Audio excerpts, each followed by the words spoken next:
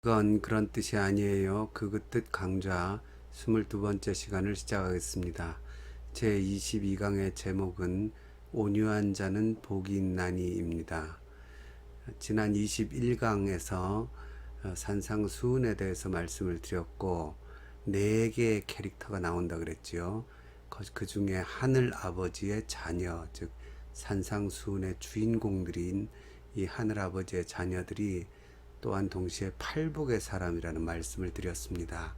이 팔복에 대해서 그리고는 잠깐 설명을 했는데 그 중에 이 세 번째인 온유한 자, 온유한 자에 대해서 조금 보충 설명이 필요할 것 같아서 이 22강을 준비했습니다. 이 마태복음 5장 5절에서 예수님은 온유한 자가 복이 있나니 그들이 땅을 기업으로 받을 것이며 이렇게 말씀하십니다. 이 온유한 자 그러면 우리한테 들어오는 어떤 특정한 느낌이 있습니다. 따뜻할 온자에다가 부드러울 유자를 씁니다. 한자어죠. 그래서 누구를 따뜻하게 만든다, 친절하다는 의미가 들어있죠. 그래서 친절하고 부드러운 사람. 또 이 유자에는 나약할 유자도 있습니다. 그래서 성품이 이렇게 많이 겸손하고 특별히 다른 사람, 타인과의 관계에서 인격적으로 혹은 태도나 이런 것이 부드러운 사람을 우리가 연상을 하기 쉽습니다. 하지만 사실상 예수님이 말씀하신 이 온유한 사람은 우리가 흔히 생각하는 이 사회생활 속에서 어떤 겸손하고 어떤 부드러운 인격을 가진 사람을 의미하지 않습니다. 그래서 이 온유한 자라는 번역이 100% 틀린 번역은 아니지만 그렇게 썩 적합한 번역이라고 보기는 좀 힘듭니다. 왜냐하면 우리에게 어떤 개인의 성품이나 대인 관계에서 나타나는 태도 이런 거라는 어떤 선입견이 여기에 들어있기 때문에 그렇습니다. 본래 이 신약 성경에서 온유하다는 말은 온유한 그러면 프라우스인데요. 이 프라우스라는 말은 프라우노라는 동사에서 온 말인데 이 프라우노는 부드럽게 만들다 혹은 길들이다, 훈련해서 길들이는 거 있죠. 그런 의미가 있습니다. 그래서 이 프라우스라는 말이 당시 문헌에 어떻게 쓰였냐면 길이 잘 든 가축, 동물 이런 존재에게 이 프라우스라는 말이 쓰이는 용례가 나타납니다. 그래서 예를 들어 야생마 아주 거칠지요. 근데 야생마 처음에 씨름을 하지 않습니까? 그러다가 어느 순간 주인이 그 야생마를 길들이게 되면 명마가 되는 거죠. 그래서 주인의 말에 잘 순종해서 큰 일을 하는 그런 이제 가축이 될 수가 있죠. 바로 그럴 때 쓰는 게 이 프라우노, 프라우스 이런 표현입니다. 그런 거를 온유한 말 이렇게 이제 표현하면 좀 이상하잖아요. 그래서 온순하다 오히려 이런 표현이 어울릴 것 같아요. 왜냐하면 사자가 온유하다, 호랑이가 온유하다 이런 표현은 잘 안 하잖아요. 근데 사자가 그 속에 아주 야생성이 있고 굉장한 거친 것이 있지만 어떤 훈련을 통해서 길들임을 통해서 온순해지죠. 그래서 온유한 자라는 표현보다 온순한 자 조금 더 적합하지 않나 그런 생각을 해봅니다. 그러니까 한 성도가 온유한 성도다, 온유한 자다. 예수님이 지금 이렇게 말씀하실 때에는 무슨 의미가 있냐면 우리의 타고난 본성과 여러 가지 개인적인 어떤 습관과 그 어떤 성품들이 있잖아요. 자기의 이제 개성이 있고 그런 모든 것들이 있음에도 불구하고 하나님의 말씀 앞에서 하나님이 주인이심을 고백할 수 있는 상태. 어떤 상황에서도 그래 하나님이 나의 주인이시니까 하고 하나님의 뜻을 따라야지 하고 훈련된 상태, 그런 상태를 온유한 자라고 합니다.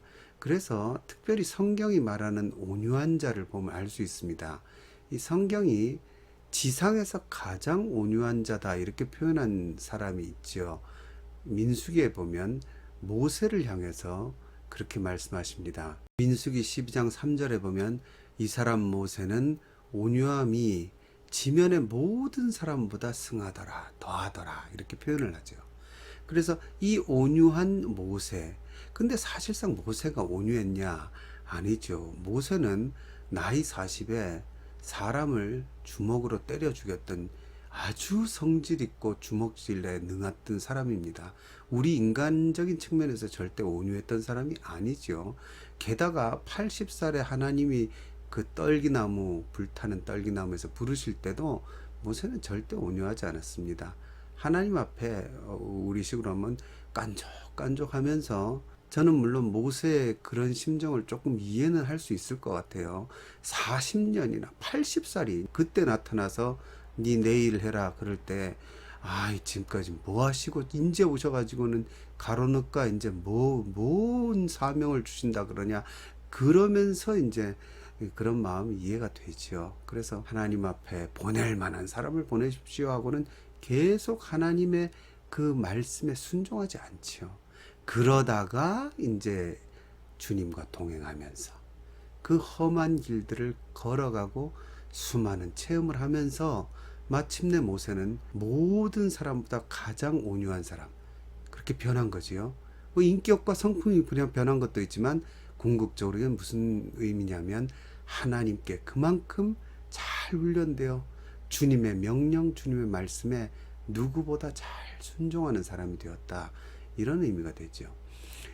특별히 모세보다 성경에는 가장 모범적인 온유하신 분, 겸손하신 분으로 누구가 나오십니까? 바로 우리 주 예수 그리스도시죠. 예수님께서 스스로 이렇게 말씀하십니다. 동일한 마태복음에서요. 수고하고 무거운 짐진 자들아 다 내게로 오라. 내가 너희를 쉬게 하리라. 그리고는 나는 온유하고 겸손하니 나의 멍에를 메고 내게 배우라. 근데 이때 예수님이 나는 온유하고 겸손하다, 그냥 단순히 인격적인 어떤 대인관계적인 어떤 차원에서 온유하셨다, 그렇지 않지요. 예수님 같은 경우는 상당히 바리새인이나 서기관들에게 친절하지 않으셨어요. 아니, 친절하지 않으신 것뿐 아니라 뭐 아주 거침없이 욕과 저주를 하셨던 분이고, 독사의 자식들아 그러잖아요. 독사가 뭐 이스라엘에서는 독사가 제일 나쁜 거고, 우리로 따지면 이제 견자제분들아 이거 이렇게 얘기를 한 거죠. 그리고는 동시에 뭐 수로보니게 여인 아시죠? 마태복음에는 가나안 여인이라고 나오는데 그 이방 여인이 왔을 때 개 취급을 하죠. 자녀들의 떡을 개한테 주는 거 아니다, 이런 식으로 친절함과는 거리가 먼 그런 성품을, 물론 그것도 이제 그 여인을 테스트하려고 그런 거지만 어찌됐든 예수님이 그렇게 우리가 생각하는 막 유하고 막 사람들에게 말로 막 이렇게 비위를 맞추시는 그런 분이 아니죠. 온유한, 우리가 생각하는 온유한 차원이 잘 없는데 왜 예수님은 나는 온유하고 겸손하다 했을까? 여기에는 1차적으로는 이 온유가 아까 말씀드린 대로 하나님을 향한 거거든요. 한 사람이, 예수님도 있던 완전하신 인간으로서, 한 성도로서 하나님 앞에 온유하다는 말씀입니다. 그러니까 하나님께 대한 온유가 어떻게 나타납니까? 겟세마네 기도에서 이 잔을 치기 싫다는 마음을 표현하시잖아요. 그러나 내 뜻대로 마옵시고 아버지의 뜻대로 하옵소서. 그러니까 하나님이 이끄시는 대로 가기 싫은 마음이 있어요. 그러나 하나님께 길들여진 상태. 그래서 하나님 앞에 자기를 낮추실 줄 아는 상태. 그 상태가 바로 진정한 온유라는 걸 예수님이 보여주시는 거죠. 그래서 마태복음 21장 5절에 보면 시온 딸에게 이르기를 내 왕이 내게 임하나니 그는 겸손하여 나귀 곧 멍에 매는 짐승의 새끼를 탔도다 하라, 이런 말씀이 나오죠. 여기 이 장면이 예수님이 십자가를 지러 예루살렘으로 입성하시는 장면이죠. 여기 나오는 그는 겸손하여 나귀 곧 멍에 매는 짐승의 새끼를 탔도다, 나귀 새끼를 타고 들어가신 모습인데 그게 단순히 작은 나귀를 타서 겸손하다, 그런 의미가 표면에 있는 것 같지만 그 깊은 곳에 보면 겟세마네의 기도와 통하는 거죠. 이 길이 무슨 길이냐면, 그렇죠, 지기 싫지만 인류를 위하여 목숨을 내놓으시러 가시는 예루살렘 입성길이십니다. 그때의 이 그는 겸손하다. 이 겸손하다고 번역한 게 이게 프라우스, 같은 온유한 자 할 때 프라우스입니다. 같은 말을 이렇게 다르게 번역한 건데요. 그러니까 그는 온유한데 그 온유가 뭐냐? 지기 싫으신, 인간적으로는 지기 싫으신 십자가를 하나님의 뜻을 따라, 주님의 뜻을 따라서 지러 가시는 모습. 그러니까 그분이 진짜로 하나님께 순종하는 온유한 자다, 이런 의미가 되는 것이죠. 그래서 이거를 잘 풀어서 바울 선생님은 빌립보서에서 이렇게 표현을 하시죠. 빌립보서 2장 5절부터 보면 너희 안에 이 마음을 품으라 곧 그리스도 예수의 마음이니. 예수의 마음이 뭡니까? 그는 근본 하나님의 본체시나 하나님과 동등됨을 취할 것으로 여기지 아니하시고 오히려 자기를 비워 종의 형체를 가지사 사람들과 같이 되셨고 사람의 모양으로 나타나사 자기를 낮추시고, 그죠? 하나님의 권위를 가지신 분이지만 자기를 낮추셔서 하나님의 뜻에 죽기까지 복종하셨다. 곧 십자가에 죽으심이라. 이렇게 나오죠. 이게 이제 온유라는 겁니다. 그러니까 이 온유라는 것은 개인의 어떤 성품을 뜻하기 전에, 혹은 다른 사람과의 관계에서 나오는 태도를 뜻하기 전에 하나님 앞에서 자기를 꺾고 내려놓고 주님의 뜻을 따라갈 수 있는 힘, 그게 바로 온유라는 겁니다. 이런 차원에서 온유라는 것은 어떤 특정한 상황에서 증명이 되는 겁니다. 예를 들어서 만사가 형통하고 잘 될 때는 그 속에서 온유하고 부드러운 성품이 나오는 건 어떤 면에서 당연하죠. 우리가 평안하다 할 때는 성도로서는 뭐 예수님 잘 믿는 척 할 수 있고 주님 말씀을 잘 따르는 척 할 수가 있어요. 하지만 이 하나님 앞에 자기를 꺾고 낮추고 온유하고 겸손할 수 있는 힘이 언제 증명이 되느냐? 어렵고 힘든 일, 부당한 일, 부조리한 일, 뭔가 억울하고 하나님 앞에서 하나님이 내게 왜 이렇게 부당하게 대하시나? 세상은 왜 이렇게 하나님이 다스린다는데 부조리한가? 이런 생각이 닥쳐올 때예요. 사실상 그 사람이 온유한가 안 온유한가가 드러나게 됩니다. 그래서 이걸 어떻게 할 수 있냐? 이 온유한 자는 복이 있나니 땅을 기업으로 받는다는 이 말씀 자체가 예수님이 바로 창작해서 하신 말씀이 아니고 구약의 시편을 그대로 인용하신 말씀입니다. 근데 그 시편 37편에 이 말씀이 나오는데 그 37편에 그 바탕에 깔린 상황이 그걸 보여줍니다. 일단 37편 11절에 그러나 온유한 자들은 땅을 차지하며, 그대로 나오죠. 예수님이 이 말씀을 인용하신 겁니다. 온유한 자들이 땅을 차지한다. 이게 팔복의 세 번째에서 온유한 자는 복이 있나니 땅을 기업으로 받는다. 이렇게 예수님이 그대로 인용을 하신 겁니다. 그런데 이때 온유한 자들이 무엇에 온유한가? 어떤 상황에서 온유한가? 그것은 이 시편 37편의 바탕에 깔린 배경에서 나옵니다. 이 37편 1절이 어떻게 시작하냐면요. 이 유명하시죠? 악을 행하는 자들 때문에 불평하지 말며 불의를 행하는 자들을 시기하지 말지어다. 그 행악자를 인하여, 못된 인간들이 득세하는 걸 인하여 뭔가 이 세상이 제대로 안 돌아가는 것 같고 믿는 사람들이 고통을 당하고 안 믿는 사람들이 오히려 득세하는 것 같은 그런 상황에서 여기 뭐라 그럽니까? 불평하고 시기하는 자리를 떠나라. 이게 이제 시편 37편의 시작입니다.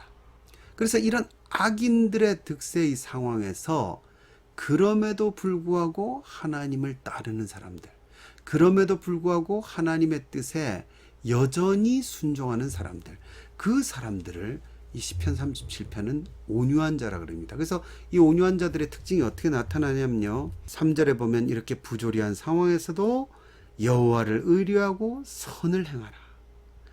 4절에는 또 여호와를 기뻐하라. 5절에는 행악자들이 이렇게 설쳐도 너는 네 길을 여호와께 맡기라. 아, 이렇게 살면 안 되겠어. 나도 이제부터 내 마음대로 한번 살아봐야 되겠어. 왜냐하면 이렇게 주님 뜻 따른다고 살아보는데 뭐 되는 일이 없잖아. 뭐 그렇게 불평이 나오려고 할 때도 너의 길을 여호와께 맡기라. 그리고는 7절에 입에서 정말 너무 힘들어서 신음이 나오고 불평이 목구멍까지 올라와도 여호와 앞에 잠잠하고 참고 기다리라. 자기 길이 형통하며 악한 꾀를 이루는 자 때문에 불평하지 말라. 8절에 분을 그치고 노를 버리며 불평하지 말라. 그렇게 말씀을 하시죠. 그리고는 그 다음 구절에 진실로 악을 행하는 자들, 처음 1절에 나왔던 그 행악자들이죠. 그들은 결국 망할 것이기 때문에 그들은 끊어질 것이나 여호와를 소망한 자들은 땅을 차지하리로다. 반복되죠. 그리고 그 밑으로 가서 온유한 자들은 땅을 차지할 것이다. 그러니까 여기 나오는 온유한 자들이 어떤 자입니까? 여호와를 소망하는 자들이죠. 동일한 사람들입니다. 그래서 여호와를 그럼에도 불구하고 어렵고 힘든 상황에도 불구하고 나는 이렇게 하나님을 잘 믿고 하나님 앞에 열심히 온전하려고 애를 쓰는데도 불구하고 뭔 일이 잘 안 되고요. 승진도 잘 안 되고 경제도 어렵고요. 자식들도 어떤 면에서 속썩이고 여러 가지로 뭐가 꼬이고 잘 안 되는 것 같은데 옆집에 있는 하나님 안 믿는 사람은 뭐 승승장구하고 건강하고 뭐 쭉쭉 잘 뻗어 나가는 것 같을 때요. 마음에 고통이 오죠. 갈등이 오죠. 하지만 우리는 결론을 아는 사람들입니다. 여기 나오는 것처럼 악을 행하는 자는 끊어질 것입니다.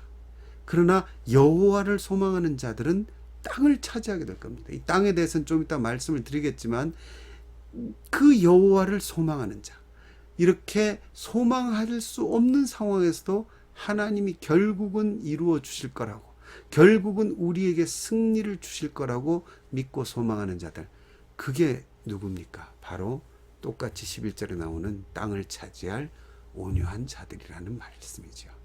그래서 이 시편 37편은 이 온유한 자를 여호와를 소망하는 자라고 표현을 하고 땅을 차지한다 이렇게 이야기하는 동시에 다른 표현으로 또 여러 개로 표현합니다. 29절에 보면 의인이 땅을 차지한다 이런 말씀이 나옵니다. 그러니까 온유한 자는 여호와를 소망하는 자면서 동시에 의인이다 이거죠. 그리고 34절에 보면 여호와를 바라고 그의 도를 지키라 그리하면 내가 땅을 차지하게 하실 것이라 악인이 끊어질 때 내가 똑똑히 보리로다 이렇게 말씀하시죠. 그러니까 여기 나오는 여호와를 바라고 소망한다는 거죠. 그의 도를 바라면서 낙심하지 않고 그의 도를 꿋꿋이 지켜나가는 것. 그 사람들이 바로 땅을 차지할 온유한 자다. 계속해서 시편 37편은 그런 말씀을 하고 계십니다. 어떤 상황에서도 불평이 아니라 순종을 드리는 자, 하나님 앞에 온유한 자, 이게 진짜 온유한 자고, 여러분 그러면 누가 떠오르는 사람이 있지 않습니까? 욥이지요. 욥, 대표적인 온유한 자지요. 욥이요 뭘 잘했습니까 여러분? 욥이요 평안하고 모든 것이 다 승승장구할 때는 욥이 하나님을 잘 믿는 것 같았잖아요. 근데 마귀가 거기에 딴지를 걸지 않습니까? 저렇게 잘 되니까 잘 믿는 거다. 그래서 하나님이 시험해 보라고 하나님이 내어 버려 두시죠. 그 왜 그러느냐? 뭐 욥을 미워해서 그런 게 아니라 온 인류 그 이후로 성경을 읽는 우리 모든 사람에게 뭐가 진짜 온유한 자인지 알려주시기 위해서 욥을 하나의 모델로 세우신 거죠. 그래서 욥이 고통 속에 들어갔죠. 그런데 그 고통 속에서 욥이 뭘 잘했습니까? 그러니까 입술로 범죄하지 않았어요. 여기 시편 37편에 나오는 걸 그대로 보여줬어요. 원망하지 않고 불평하지 않고 노하지 않고 하나님의 뜻에 순종하는 모습을 보여줬죠. 그러면서 욥은 참 온유한 사람입니다.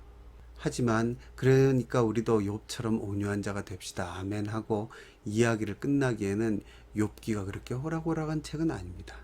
욥은 입술로 범죄하지 않고 하나님 앞에 온유했지만요. 그러나 엄청난 고뇌와 씨름을 했던 사람입니다. 그의 고뇌와 씨름이 욥기의 그 중간에 꽉 나오죠. 그의 마음속에 있는 갈등과 번뇌와 이 고통에 대한 토로가 있죠. 그래서요, 좀 우리가 정직할 필요가 있습니다. 우리 교회가 맨날 강단에서는 좋은 얘기만 나오고 너무 100점짜리 이야기들, 너무 100점짜리 우리 성도인 것처럼 아멘 하지만 조금 더 우리가 예수님의 고뇌하시던 모습이 있잖아요. 겟세마네에서 그 겟세마네의 기도 혹은 욥이 차라리 태어나지 않았었으면 좋겠다고 고통 속에서 외치던 그 고뇌와 그 고통에 대한 토로, 그게 사실상 신자들에게 있어서 굉장히 중요합니다. 진짜로 온유한 자가 되려면요, 이 씨름이 있어야 됩니다. 야생마가 하나님 앞에 길들여지기까지에는 이 야생마가 하나님 앞에서 몸부림치는 그 야복강에서의 씨름, 환도뼈가 부러지는 그 꺾여지는 그 과정이 있어야 되죠. 여러분, 성도의 삶이 뭡니까? 하나님이 우리를 향하신 뜻이 뭡니까? 우리가 세상에서 복 받고 부자 되고 잘 먹고 잘 살다가 죽어서는 천국 가는 것 그겁니까? 아니죠. 하나님께서는 우리를 이 야생마같이 들짐승같이 포효하고 내 뜻대로 뛰어다닌 우리를 꺾고 하나님께서 길들이셔서요. 그 선하신 뜻대로 따라가는 자가 되도록 하나님이 만드시려고 애를 쓰시죠. 그리고 그 하나님의 손길에 우리가 다듬어져서 점점 온유한 자로 되어가는 것. 때로는 그 손길이 너무 싫어서요. 정말 뭐 탕자처럼 그 손길을 벗어나 버리려고 도망도 가고요. 때로는 야곱처럼 야복강에서 주님의 허리띠를 잡고 함께 씨름도 하고 눈물도 흘리고 정말 그 속에서 단련되고 꺾이고 낮아지고 여러분 그게 우리 성도의 삶 아닙니까? 그런 성도의 삶이 부정되어서는 안 돼요. 그런 걸 하면 우리는 뭐 저 사람 뭘 저런 거 갖고 고민해 뭐 무조건 믿어. 옛날에 제가 아주 몸이 안 좋아서요. 어느 병원에 갔는데 어느 집사님이 내과 의사로 계시는 병원에 갔는데 뭐 이렇게 하니까 뭐 여러 가지 뭐 보통 스트레스 뭐 이렇게 나오잖아요. 젊을 때인데 갔더니 그 집사님이 전도사였는데 제가 그때 저를 보고는 전도사님하고 심각하게 마음에 평안이 없으세요? 그러더라고요. 그래서 제가 할 말이 없어서 그냥 뭐 웃었습니다마는 여러분 마음에 평안이 넘치십니까? 그럴 때가 있죠. 반대로요. 마음에 갈등이 넘칠 때도 있고 이게 다 뭐냐면요. 꺾여가는 과정이에요. 제가 아직도 기억이 나는 게 신학교 때 제가 군대를 갔다 와서 복학을 하는데 복학할 때 이제 학장님이랑 앞에 이제 불려가 가지고 저희가 그 이제 복학 그 인터뷰를 했습니다. 군대에 있을 때 이제 사회에서 세상에서 막 날뛰어 놀았다 이거죠. 그러니까 너희 다시 와가지고 경건의 훈련에 임할 수 있어 이런 걸 이제 물어보는 과정이 있었어요. 근데 그때 내 곁에 후배인데요. 얘가 이제 제대하고 같이 복학을 하는데 얘가 그 학장님이 너 하나님 앞에 다시 신실하게 훈련 받을 수 있냐 그랬더니 얘가 갑자기 뜬금없이 제가 사실은 휴학하고 군대 갔다 오면서 많은 갈등이 생겼습니다. 그러는 거예요. 그래서 너무너무 갈등이 생기고 하나님이 제게 지금 안 계신 것 같습니다. 심각하게 그래요. 교수님들은 뭐 워낙 바쁘고 그 뒤로도 사람이 많으니까 뭐라고 대충 하고 이제 넘어간 것 같은데 제가 그 친구랑 같이 나와서 일부러 그 기숙사 식당에서 밥을 먹으면서 제가 그 얘기했습니다.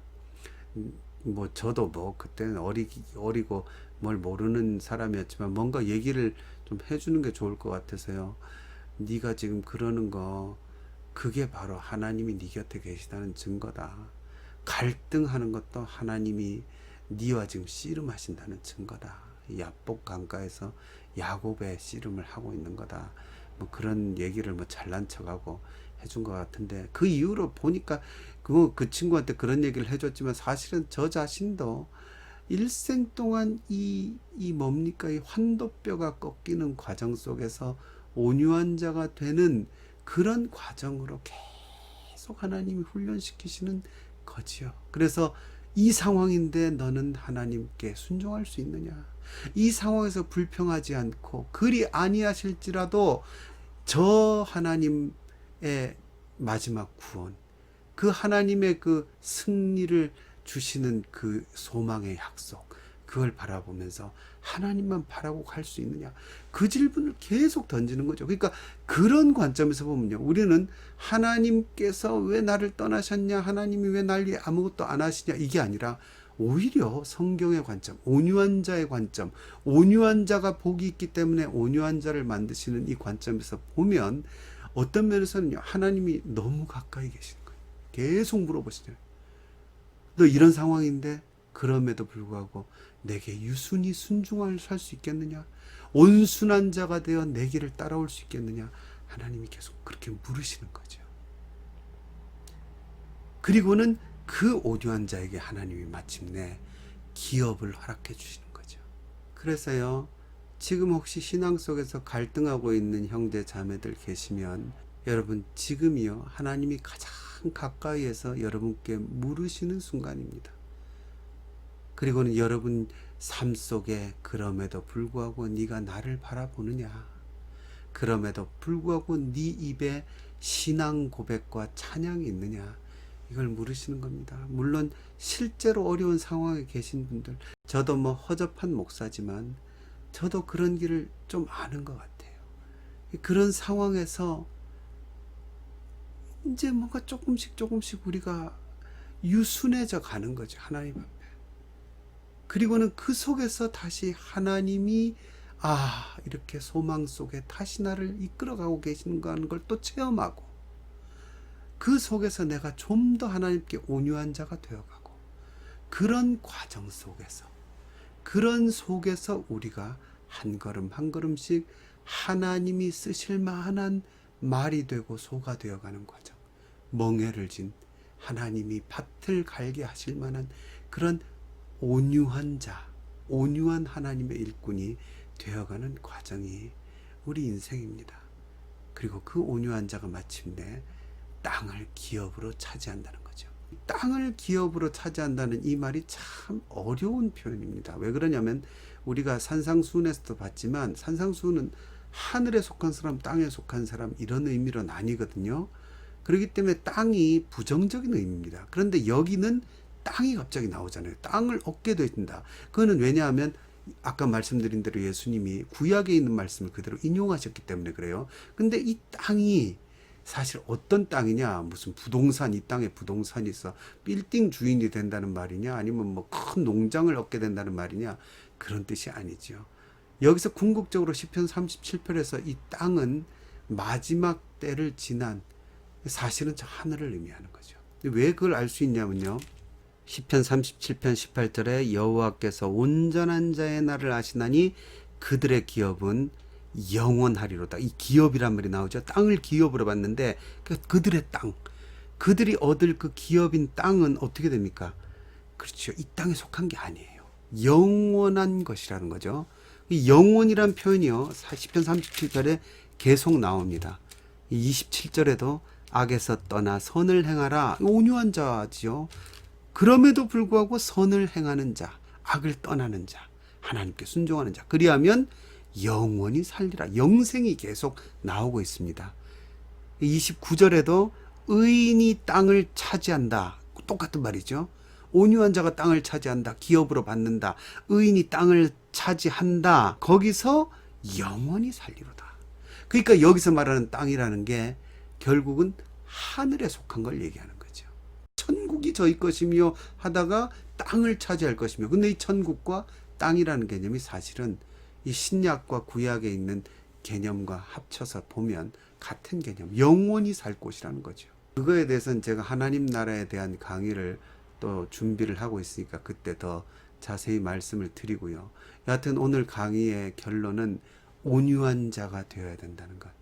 단순히 인간관계나 사람과의 관계에서 온유한 태도가 아니라 하나님 앞에 내 모든 어떤 이 성격, 성품, 본성, 뭐 이런 혈기 이런 것들이 꺾이고 훈련받아서 하나님 앞에 온순해진 사람이 되는 것, 이게 우리의 성도의 삶이고 인생이라는 것을 우리가 알아야 됩니다. 근데 우리가 다른 사람을 보고 그 사람이 얼마나 온순해졌느냐 이런 걸 판단할 수는 없습니다.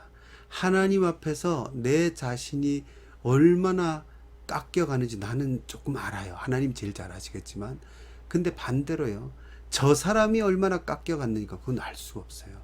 타인에 대해서 함부로 정죄하면 안 되죠. 예를 들어서요, 이 옛날 그 수도사들의 글에 나온 얘기 같은데, 어떤 수도사가 아주 훌륭하다고 소문난 어떤 스승이 있어서 그 사람을 찾아갔어요. 보통 수도사들은 청빈이 가장 큰 덕목이잖아요. 근데 이 사람은 어마어마하게 막 광야에서 수련하고 뭐 다 떨어진 옷 입고 뭐 세례요한처럼 메뚜기가 석청 먹고 이럴 줄 알았는데 가봤더니 그냥 조그맣고 보잘것없는 집이지만 조그만 집이 있어요. 그래도 오두막 같은 집이지만 집이 있고, 가난하지만 그럭저럭 뭐 다 할 거 다 하면서 살고 있어요. 그래서 가만히 보면서 이 사람한테는 배울 게 없구나. 이런 사람이 무슨 뭐 청빈한 사람이고 무슨 진정한 수도사야. 그리고는 떠나려고 했더니 그때 다른 사람이 이제 얘기를 해주는 거죠. 그가 누군지 아느냐. 그게 일국의 왕자였죠. 왕궁에서 태어났고 모든 것을 누리던 사람이었어요. 최고급의 대접을 받고 모든 사람을 거느리던 삶에서 깨달음을 얻고 이 오두막으로 내려온 거다. 그러니까 일반적인 사람이 버린 것보다 이 사람이 버린 양이 훨씬 많죠. 그는 지금 나보다 더 많은 걸 가진 것 같지만 사실은 어마어마한 걸 버린 사람일 수가 있다는 겁니다. 그렇기 때문에 함부로 남을 판단하면 안 돼요. 내 판단, 하나님의 판단이 전혀 다를 수 있죠. 그러니까 우리는 다른 사람이 어찌되든 내 자신이 하나님 앞에 변해가는 게 중요하죠. 그래서 마지막으로 성경 구절 한 구절 읽고 마칩시다. 요한복음 21장 15절에 보면 예수님이 베드로에게 네가 나를 사랑하느냐 3번 물으시는 장면이 나오죠. 그 내 양을 먹이라 하시고는 18절에 참 의미 있는 말씀, 이 온유한 자의 과정에 대한 이야기가 나오죠. 예수님이 뭐라 그러시냐면 내가 진실로 진실로 내게 이르노니 네가 젊어서는 스스로 뛰고 원하는 곳으로 다녔거니와 늙어서는 내 팔을 벌리리니 남이 내게 띠띠우고 원하지 아니하는 곳으로 데려가리라. 이 온유해지는 과정이 베드로같이 아주 한 성격 하시던 분이 젊을 때는 스스로 뛰고 띠를 띠고 원하는 곳으로 자기 마음대로 돌아다니던 이 사람이 결국 늙어가면서 내 팔을 벌려. 베드로가 여기 나오지 19절에 이 말씀을 하시면 베드로가 어떠한 죽음으로 하나님께 영광을 돌릴 것을 가리키심이로라. 이 젊을 때 혈기왕성하던 자기 뜻대로 스스로 띠뛰고 내가 원하는 곳으로 뛰어다녔던 그가 하나님 앞에 온순해지고 길들여지고 점점 순종하는 자가 되어서 늙어서는 죽기까지 순종한 자가 되어 하나님께 영광을 돌린다 하는 이 예수님의 예언, 그 예언대로 베드로가 가죠. 우리의 인생이 이렇게 온유해져 가는 과정인 줄 믿습니다. 우리가 남을 비판할 것도 남을 우러러 볼 것도 아니고요. 내 속에서 이루어지는 하나님의 이 나를 만지시고 나를 길들이시고 나를 변화시키시고 나를 빚어가시는 손길에 온전히 주님께 맡기면서 씨름이 있고 갈등이 있어도요. 깎이고 나의 모난 부분이 정을 맞아서 하나님 앞에 온유한 자가 되어 저 천국의 주인이 되어야 될 줄로 믿습니다. 오늘은 여기까지 하겠습니다. 감사합니다.